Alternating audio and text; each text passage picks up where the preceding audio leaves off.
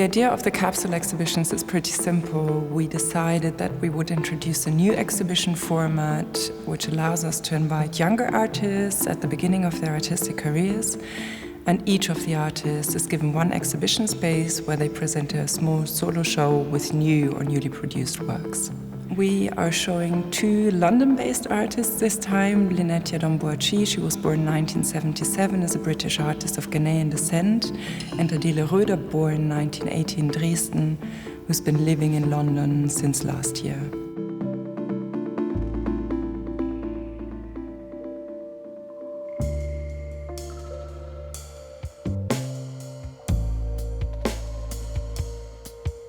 When you come in and see all these people, you want to know, like in all figurative painting, who is that?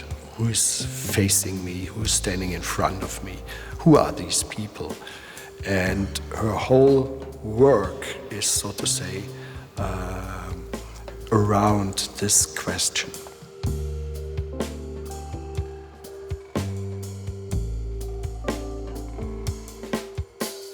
These three men sitting in a chair in a very, kind of representational setting. These paintings are so interesting when you look at the chairs, at the armchairs. They are red in front of a red background. So in the first side, you get the impression these guys are peering from somewhere. And then in a second view, you see that there is really this armchair that is standing in front of this red background. That shows that these people are not individuals, but that they are standing for something more general. Let's say in this case, a politician, a manager, or whatever you are connecting with the impression of a white collar and tie with a guy facing you in a very self-conscious way.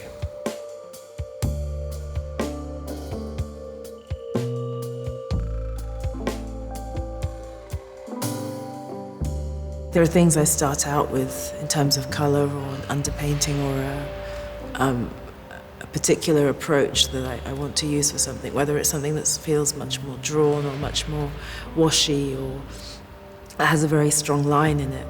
An aspect of the composition that's very particular, like a shape, like a recurring triangle or something to do with how the limbs are set in a pose. So all of those things are then kind of negotiated by what goes behind them and what comes in front. And it's all this sort of very, I guess, academic or almost scientific things about painting, like how one color qualifies another, how a shape works, how you make tones of different colors. Because they're not real, they take on far more of the sense of actually being of the stuff they're made of. And it's pretty much the reason why I paint as opposed to anything else. It's that relationship or that combination that I'm really interested in, that something kind of exists through what it's made of.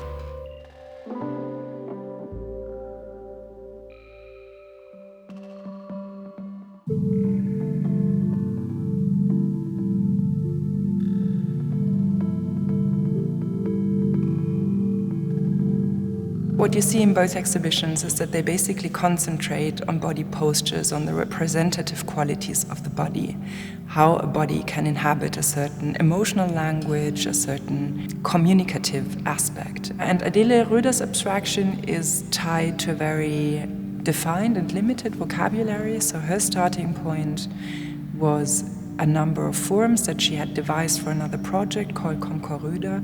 And with these forms, she started drawing. She started drawing different body positions, very awkward, very funny, some very austere, and has devised a whole series of investigating the body, investigating our nonverbal expression, if you will.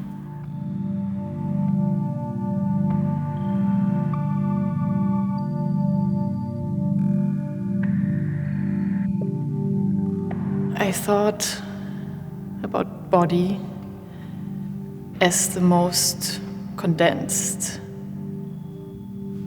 thing that exists for us, the most brutal and immediate, and what we always understand, will always understand, and have always understood. And that way, for example, the skeletons, the photos of skeletons of graves from prehistoric times, I see the skeletons lying there, and I can still read them, same like cave paintings, for example. And so I thought, what if I create my own language, or like how a caveman created its language on the walls. And so then I started like really making these drawings, writing down through the drawing positions that I think that matter, and that I observed also, started to observe every day, like simple things like sleeping, learning to walk, things like that.